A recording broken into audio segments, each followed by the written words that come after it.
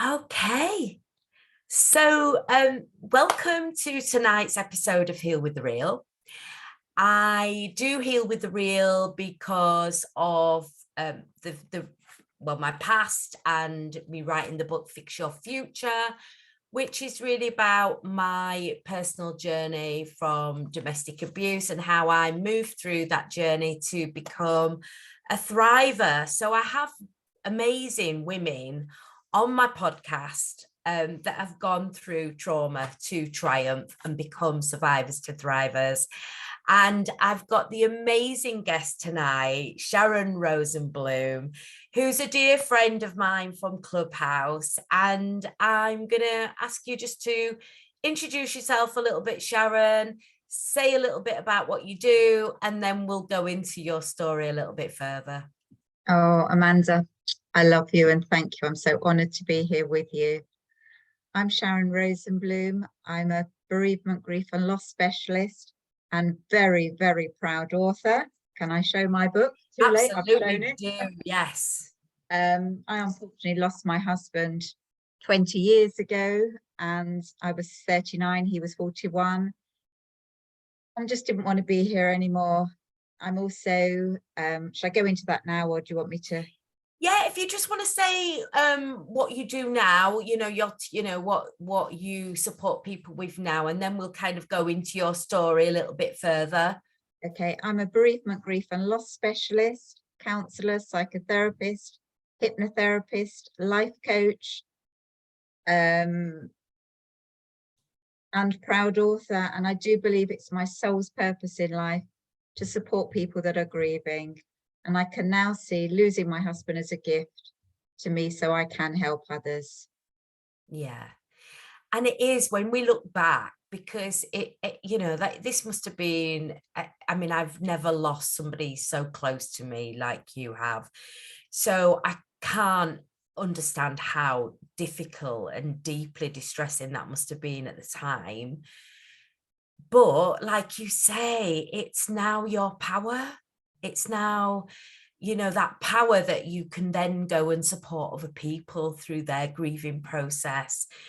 So do you want to talk me through a little bit about your backstory and how you came to lose your husband and kind of the run up to that story? Yeah, he unfortunately had cancer of the pancreas, and people that have cancer of the pancreas don't usually survive, don't usually live for long. He had it originally when he was 28 and he went 14 years in remission, which is just not known. I didn't know him when he originally had it. He had half his stomach removed, his spleen, his pancreas. And yeah, he just used to go for regular checkups every year and they were always fine. And then it was probably about 9 months before he died, he started to get pains and just didn't feel right. And even the blood tests he'd had, his usual checks when he went to see his oncologist, they were all clear. Wow. Until they did a biopsy on his liver and it had come back and eventually it went to his brain. And yeah, but he did go 14 years in remission, which is just incredible, absolutely incredible. Yeah. And so was it very sudden was it was it just sudden, all of a sudden, from getting those tests? Was it a quick, how did it happen? Well, when it came back, I think it was 9 months. He did go through, had chemotherapy again. And when it was really bad, he then got septicemia. And I think he had a round of chemotherapy left to go. And we decided, he hadn't finished his chemo, we decided that we were going to go to Disneyland with the children, which was absolutely wonderful. He was in a wheelchair because he was, because his energy levels were very low. But when we came back, he then did that's when I think he got septicemia and died quite quickly afterwards. But it was wonderful to do that with the children because my children were 5 and 7. So they had that beautiful memory. How lovely, yeah. And do they remember that, do you think? Or definitely, I mean, I've got photos everywhere. My son's got complex special needs. He's got autism, dyspraxia, ADHD, learning difficulties and speech impairments, and he remembers everything. he can hear me talking about him. Okay. And so after that must have just been devastating for you and the family. How do you pick yourself up from that? Where do you start? What tell me how you were then able to kind of, get your strength back from that? It took, I think, reason why I do what I do is because I don't want other people to take as long as it, not as long as it, well, yeah, as long as it took me. My husband was a pharmacist, and 6 months before he died, he said to me, Sharon, go to the GP and get put on antidepressants, because I was crying all the time and that was pulling him down. Yeah. And I did. I went to the GP, got put on antidepressants, and I used to put in a prescription for them every 3 months and get it. They never saw me, and which is terrible. And I was on them for about 9 years, something like that, 8-9 years. Wow. And the only place, so I was like, in one way they did help because they kept me in a safe bubble. But the only place I used to ever feel anything was my ankle. And this, I know, sounds crazy, but that's the only place I sort of got feelings. And it's probably about, I'm guessing, but 9-10 years ago, I was putting my socks on one morning and there was a lump on my ankle. I had 2 like little brown moles that were flat, and I used to call them, that's what my parents used to call them, beauty spots, but one of them had gone red and lumpy. It's only small. Went to my GP and she didn't like the look of it, sent me to a dermatologist. Long story short, it was a malignant melanoma. Wow. And I had that removed. I had to have skin grafts, etc. And from that day on, I will not take allopathic medicines anymore. I only use homeopathy or essential oils or diet food, because it's like just putting a plaster on your problem. Yeah. And I'm not against doctors or, medical teams. And sometimes you do need medication. But for me personally, I would never put it in my body again, because you need to feel those, although it's a horrible feeling you're going through when you're grieving, you do need to feel that pain to be able to work through it or move forward in healthy ways. People used to see me and they say, how are you? I say, oh, I'm fine. But I felt totally crushed and broken inside. I wasn't fine. Yeah. And that's it, isn't it? You wear this mask of, yes, I'm okay for other people, but actually you're dying inside. Yeah. So as Sharon, as now a woman without a husband anymore, how do you then regain your life? How do you start that life again? I did go into 2 toxic relationships. I did meet he was a good guy, and he looked after, helped me support the kids, but it was very, very toxic, and I literally felt like I was suffocated in it. Did eventually, he took me to the cleaners, but that's another story. I'm not going to pull him down on here, but he took me to the cleaners. And I then went into another relationship, and again also I wasn't attracting, I suppose, because my frequency was so low and I lived in fear for so long, was frightened of my own shadow. And I suppose when you're coming from a different frequency, you're attracting that frequency. Yeah. I have now come home to me, and I'm a much higher frequency than I was. I'm on my own now and couldn't be happier. Yeah. And going back to that, when you were attracting this wrong kind of person, was that something that you'd gone into a relationship too early, do you think? No, because the first one was about 4 years after losing my husband. Okay. So a lot of people do go into a relationship very quickly because they're looking for, they call it their chapter 2. Yeah. But it was definitely something that I remember doing. After I separated my ways from my husband, I went into a new relationship very quickly, and I so that's the reason I'm asking, if that was what you did. Yeah. And I went into this relationship really quickly, and it was one of the worst relationships I could have ever asked for the next 8 years of my life. And like you say, you're not in that place to attract that right person, because you don't know yourself. You've not given Yeah. yourself that time, have you? And that was No. definitely me. I mean, he unfortunately, he'd been married 30 years and his wife had been cheating on him for 29.5 years. Wow. Terrible, but he never trusted me. You know, if I went shopping to the supermarket and I was longer than an hour, for instance, he'd be phoning me up, where are you? Yeah. And I didn't trust myself, but it got to the stage, it was just too much. Yeah. Yeah. So you showed me your book. Do you want to show the viewers your book again? I'm So so proud of this. so this has been a bestseller. Yes. So it's funny, when people have heard my story over the years, losing my husband at the age of 39, having a child with special needs, lots of health issues. I mean, I don't want to go into my health, but I did have a brain tumor when I was 26. I've had skin cancer, lots of minor things. And they all say to me, oh, Sharon, you should write a book. Well, if anyone ever said that to me, I'd just laugh. When I was at school, I got 2 U's and an E in English. How can I write a book? Would have been my answer. But oh my God, I bloody wrote a book and I'm so proud of it. Yay. So when did you start writing that? Tell me about that. Yeah, in 2020, my husband would have been 60. Wow. And he was 41. And I just originally thought I wanted to write a tribute to him. And I just thought, wow, this book can help so many people that are grieving. That's what you know, so as well as it being a tribute to him, his name will always be alive. And they say the person's not truly dead until their memory is forgotten, something like that. Well, his name will never die, and neither will mine, because mine is on there too. Yeah. So 2020, you started writing. What was that kind of, you know, all of a sudden that spark that made you go, right, do you know, this is it, I'm going to write a book? It just sort of happened. I mean, 2020 for most people was the worst year of their life. Absolutely. For me, it's been the best, because not only did I write my book, I was a chocoholic. So when Simon, my husband, died, I fed every emotion I ever felt with chocolate and sugar. When we went into the pandemic, I said I'd rather die than give up chocolate. And everyone was queuing for toilet paper and pasta at the supermarket.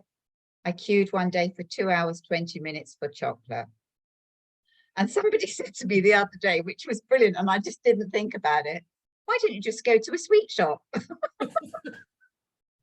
And that would have been really sensible, but I just didn't think of that. Yeah. But yeah, I queued for that long for chocolate, and it's crazy, that, isn't it? I gave it up, and it is the best I've ever felt. And we feed emotion, you know, we've spoken about it many times, haven't we? I remember a particular subject or topic being in one of your rooms that you run in Clubhouse.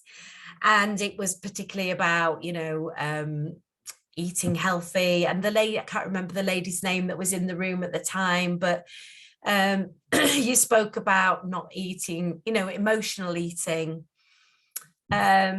And for me, I was a huge emotional eater as well. You know, I'd be the person that would be behind the closed doors, eating my emotions away. And I'm sure many people can relate to this, that, you know, behind the closed doors, you'd be, and you'd be like that through the day. No, not eating a thing, you know, just be eating. A lot of people turn to alcohol as well, and drugs. And mine was shopping. I had another big one, was shopping, because it releases the dopamine in your brain, which makes you feel good. Yeah. Now, what makes me feel good, it's funny actually, but doing the Clubhouse rooms, I get that same sort of feeling. And that's where we met. That's, you know, and I remember back in, it's 2021, was it now? That we met originally. And I think I was doing the Inspired Nation room, and you popped in, and we've been we've been friends ever since, haven't we? And talk me through, so not wanting to eat sugar anymore. Well, you know, sugar, because I know that you talk about the benefits of not having sugar in your life. And well, so what are the benefits? Well, sugar is in absolutely everything you buy in the supermarket. If it's man-made, it contains sugar. Sugar is, I don't smoke, but sugar is even in cigarettes, which shocked me when I found out. And giving it up, I lost about 1.5 stone in weight, more energy. And it's just like on another level. And sugar is really like a narcissist, I believe, because it makes you feel good when you're eating it. Then it turns on you like a narcissist does in a relationship. Yeah, yeah. So you've stopped sugar. When did you stop that? 2020. I think it's a Wow. month or two's time, it'll be 3 years. Okay, wow. And you've never been tempted? No, in fact, I was at the dentist, it was a couple of months ago. My dentist knows that I've given up sugar. And I was doing intermittent fasting, and I hadn't eaten breakfast. I don't know, my appointment was about 2 or lunchtime or whatever it was. And I had about 6 injections in my mouth and I was shaking. It was horrible. And he said to me, "What have you eaten today?" And I said, "Nothing." And he said, "You need some sugar." I said, "I'm not having sugar." He said, "Well, you might faint." I said, "If I faint, you can give me a sugary drink, but don't tell me." I said, "I'll eat a piece of fruit." And what did they bring me in? Bloody apple. Well, how can you eat an apple when your mouth's totally numb? So You'd have anyway, been they better did off get me with a a banana, wouldn't you? Yeah, they got me a banana. Funny. Do you know what I've got a thing for at the moment that I keep making, and it's the most nicest thing ever. I mean, I eat dark chocolate.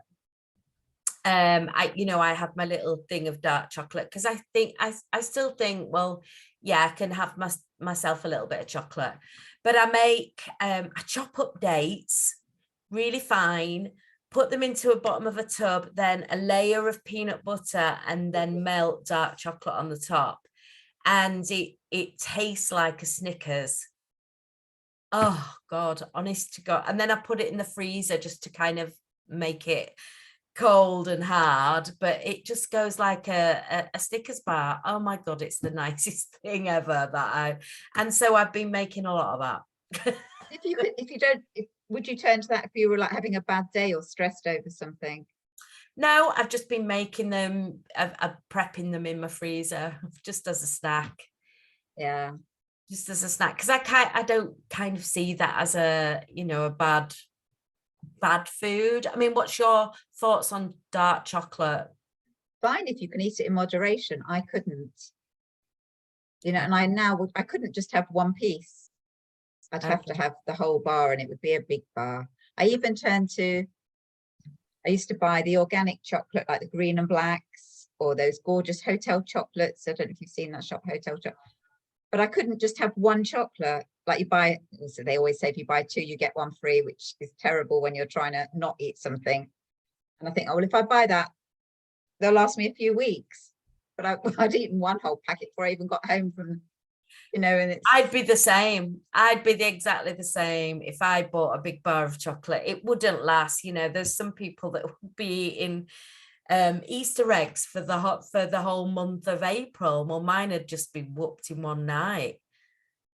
Definitely. So tell me about your book being a bestseller. How did that happen? What happened there? That was on Amazon. It was a bestseller. I don't know if it still is, but it was when it was first published. And yeah, it is in Waterstones, but I'm not properly. It is in Waterstones, but I need to go in there and sort it out. But I think it's just like buying it from Amazon. But yeah, I also sell it myself, and then it would be a signed copy. But yeah, but I'm passionate about helping people that are grieving. So tell us a little bit about that, because you're running Clubhouse rooms at the moment. Tell us how we find you on there and what rooms you run in and the times and things we can find you in there. Clubhouse rooms I do Monday to Friday, 7 a.m. UK time. I've just had a website made, and if you actually go to my website, there is a free recovery workshop. I'm just reading what I put because I've just copied it off of there, which you can find on my website. And it's so powerful and really opens up the space for you to explore your feelings. Okay. Which is great too. So we just click on your website and there's a link there that we can find. Yeah. Amazing. Yeah. Amazing. So anybody that's going through the grief journey currently can go on that link and find you. Yeah.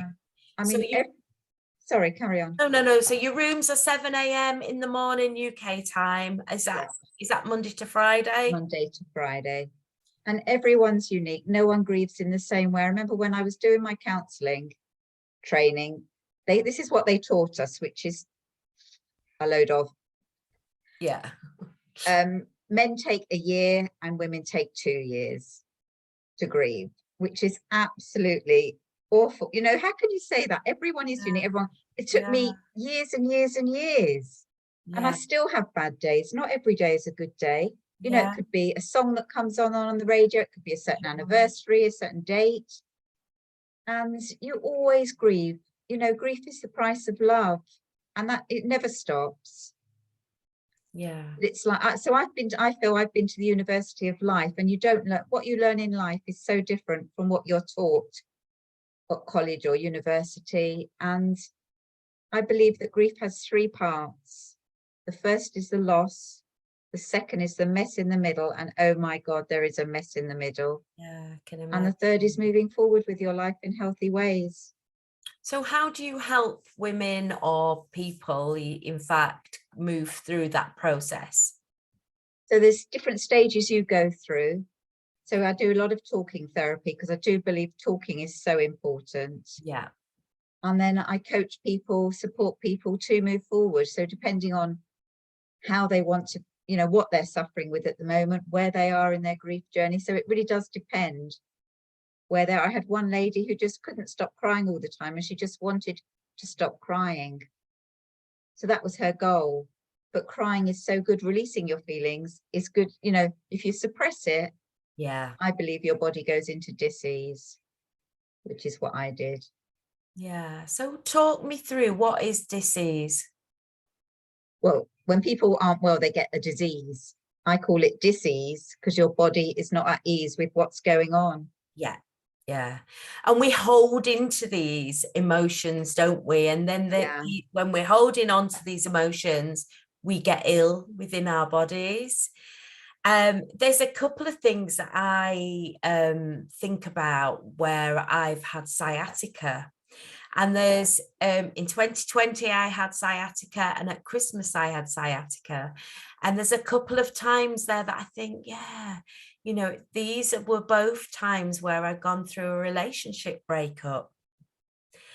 And it's just like, whoa, hang on a minute. Yeah, I've got sciatica both those times. Don't suffer with it normally. No. 2020 was the first time I ever suffered with it, but I've still got it a little bit now. I'm being able to work out again. Gosh, there was 2 months just in January and February this year where I haven't been able to work out. And oh my God, my mindset, you know, because I'm used to getting up on a morning and getting my music on and getting my workout done. But because I couldn't do that, I had a bit of a wobble, I must say, you know, because that's my normal day. But I'm working it out. I'm working it out of my body, and it is getting stronger. But yeah, disease is a thing, isn't it? We hold on to these pains within our body. Do different foods affect it with you? Do you know? I don't know. I've not kind of thought about the foods because I've not really changed my diet. I have my porridge on the morning. I have my fruit probably nearly every morning. I have my porridge and my fruit. And I only eat twice a day, maybe nuts and fruit in between, or my Snickers bar, my homemade Snickers bar that I make. It's worth keeping a record of everything you're eating. Yeah. And then when it flares up, see if you're eating anything different. Yeah. See that way. Yeah, that's a good idea, actually. So yeah, you do, and we're told to hold our emotions in, aren't we? Oh no, don't cry, you'll be all right. And Best then, thing to tell a child. Yeah. And so this lady that was crying, did you explain? Obviously, I'm sure you did, you know, to get it out, let it flow. Yeah, it's the most important thing, is to let it flow. You know, some people can't stop going to the toilet, feel sick. You know, everyone is different, but all these things, it's just a way of your body expressing what's going on. Yeah, yeah. And it's your mind, your body, it's everything, isn't it? Everything's connected. Yes. And we just don't realize, you know, unless we have done that work, I guess. It's a horrible process you have to go through when you lose a loved one. Yeah, yeah. But there's nothing you can do to stop it, because if you do stop, well, you can take antidepressants, but it just comes out at a later stage. Yeah. And was that what happened to you? Was that something that, yeah. So as a mom with 2 children now on your own, how did you cope with that, bringing up 2 young children? I guess, especially one with autism as well, that must have been It so wasn't easy. hard. Yeah, it was difficult, but you just kind of get on with it. I didn't have any choice. Admittedly, when Simon first died, he was diabetic because he didn't have his pancreas. So I had loads of insulin in the fridge, boxes of syringes. My first thought was, I just don't want to be here anymore without my best friend, my soulmate. Take a massive dose. And I'm being serious now. Thank God I'm scared of needles, because I may have done it. Yeah, yeah. Because I don't think I could, well, I wouldn't have been able to inject myself. Good. So yeah, but I laugh about it now. And I've actually put that, thank God I was scared of needles, because I possibly would have done it. What advice would you give to somebody that may have just lost somebody in their life that's close to them at the moment? Very hard to give advice without knowing the story, but let the feelings out when you feel them. Please get in touch with me and have a free call. But don't hide away. I hid behind that mask. Accept help when it's offered to you. Please find us on Clubhouse. Because although there's more, you know, it's not private and confidential, because it's not one-to-one. There's usually, I don't know, 6, 8, sometimes more people in the room. But even just to hear other people share their stories, and yeah, because you're not alone. Even though you may feel it, you're not alone.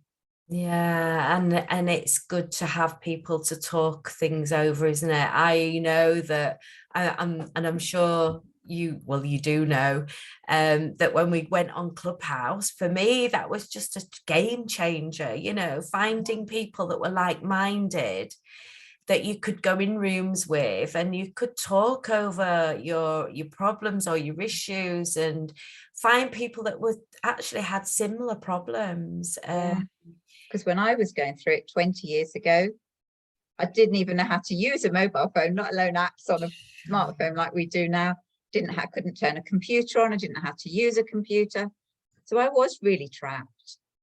And I suppose now, because times have moved on,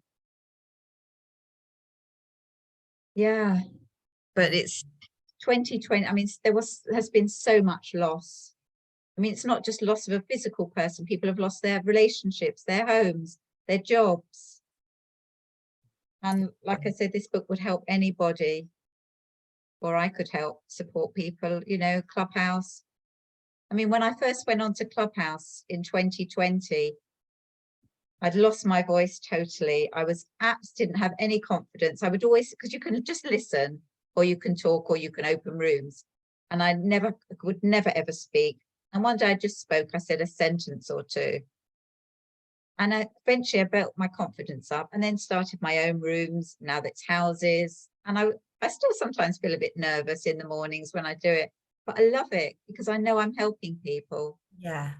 And it spurs you on, doesn't it? When you are so passionate about helping other people that have been through, that are going through the same situation that you've gone through. Yeah. So Clubhouse is an audio app. Just for anybody that doesn't know what we're talking about, Clubhouse is an audio app that you can download. It's a free app. And what we're talking about, what Sharon just mentioned, is you can go into different rooms and you could just listen as an audience member. So it's an audio app that you can just listen into. If you want, there's a chance you can go onto the stage. So when you go into a room, you can either just listen in the audience, or you have a chance to raise up your hand within the app, and whoever's running the room at the time will bring you up onto the stage, and you'll get a chance to speak. Now, for me, and I'm sure Sharon will say the same thing, when we first went in those rooms, we were like mice, and we were just in the audience, not really saying anything. And it was just a bit overwhelming, wasn't it? Yeah. But also to tell people as well, they don't see your actual face. You just have a photo on, so it's not like we're talking here. Yeah. But even so, there was some big rooms going on at the time, because it had exploded, had this app. It was in the lockdown, and it was a way of communicating with lots of different people, and it's a global app. So there was entrepreneurs from all over the globe on there. And us as well. and us, little old us, that was like, no, dare we put our hands up and talk? And, eventually you'll start going into different rooms. And we did. We started putting our hands up and going up on that stage and going, hi, this is us. And, you just then begin to get your voice, don't you? And for me, that took a while, but actually that app was a bloody godsend in the terms of giving myself a voice and my confidence. I don't know how you felt about it. Totally, because I literally had no voice. I would speak one-to-one on the telephone. I would never do a face-to-face like we're doing now on Zoom. That would have made me like that. And now I like video people, and other people don't like it. But I suppose because being in lockdown, I like to see someone that I'm talking to. Before I would only ever talk on a phone rather than talk like face-to-face like we're doing now. But no, and I think it's given so many other people that confidence as well, hasn't it? But there's a subject for everybody. There's, subjects about whatever thing you can think about. There's a subject for anyone. So it's an incredible space, and, for everybody. But, for you, then you've gone on to do your own rooms around grief, which is incredible, supporting other people. The room is called Grief Change. Sorry, the room is called Grief Changes You, for anyone that's looking for it, because I think I said to you just before, but I'm not the same person as I was when Simon died. I'm completely different. And even Oliver, my son, who's got special needs, he's, depending on what room I'm in, but quite a lot of the people he knows, and he always likes to say hello. And when it was his birthday in January, so I said in one room that, it's Oliver's birthday today, and they all unmiked and sung him happy birthday, which was so beautiful. That's lovely. I remember you having your birthday celebrations as well, which was lovely. How do you start writing a book? How did that happen?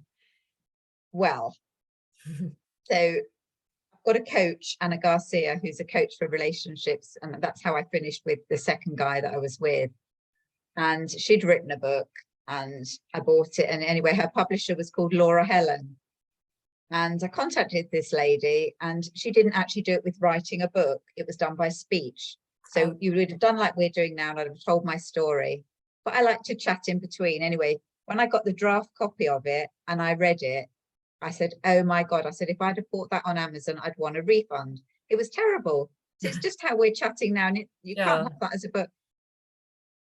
So she said to me, well, do you want to start again? I said, well, to be honest, I'm not going to do it. It's not going to work. So she said to me, her husband, David, also didn't like doing it that way, and he actually wrote his book. So she said, try writing it. And that's what I did. I wrote it. Incredible. Which even surprised me. Did you type it on my laptop? Yeah. Wow. So I know I can't spell, but of course the computers can work that out for you. Yeah, exactly. They edit it, etc. So I did actually write the book myself as well, which makes it even more special, because I can't write a book. How can I write a book? But I bloody did. And I'm actually co-author in another book, which is coming out the 30th of March. Oh, wow. There's 35 women telling their stories, all different adversities that they've gone through to where they are now. And I'm co-author in that. The book is called I Am. And I'm writing another book called Grief Changes You. So Sharon Rosenbloom, oh, I must just say as well, don't let me forget to say about my surname. But Sharon Rosenbloom, who couldn't write a book, has written, has definitely 2 books, co-author, but 3 books. Amazing. Hopefully by the end of this year, but I'm not putting pressure on myself for the other one yet. That's just, it's incredible, isn't it? Like, and for me, you know, writing Fix Your Future, I sat there on that for 6 months and didn't bloody tell anybody. So I published it, I self-published it. I looked into how I self-published a book. I wrote it all. I did the cover myself. I did everything myself. I did everything myself.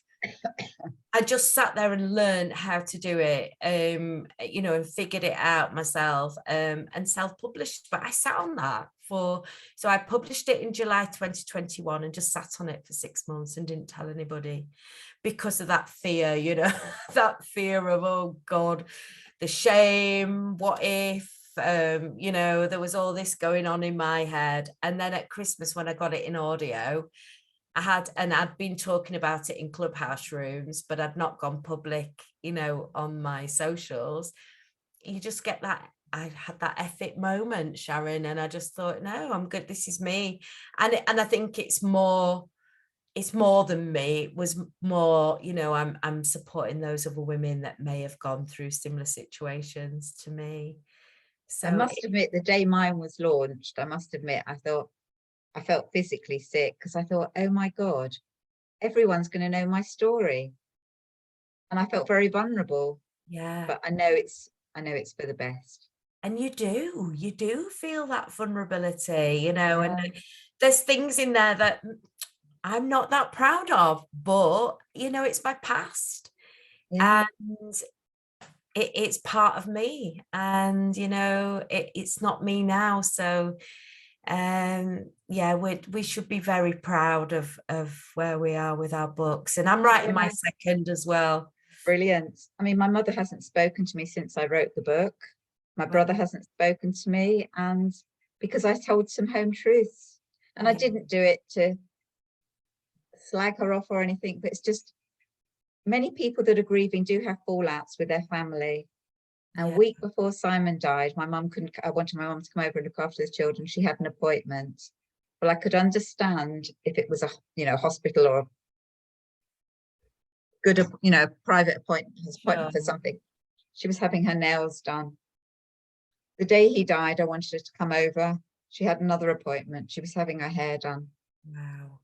So I did write that in the book, not for any other reason, it's so other people that are grieving could see that they can also fall out with their families. Yeah. But she called me a liar and so wow. Well, I'm just super proud of you. So, and your third one coming up. And I just want to thank you for coming on my podcast, being so open and honest. I love you very, very much. And I want you to finish off with your beautiful saying that you always finish you were going to forget. Oh, God, no. God, no. Over to you, Sharon. Oh, thank you so much, everybody, for listening to me. And my surname is Rosenbloom, and I am the beautiful Rose in Bloom. You most certainly are. You most certainly are. Sharon, thank you so much. I'm going to start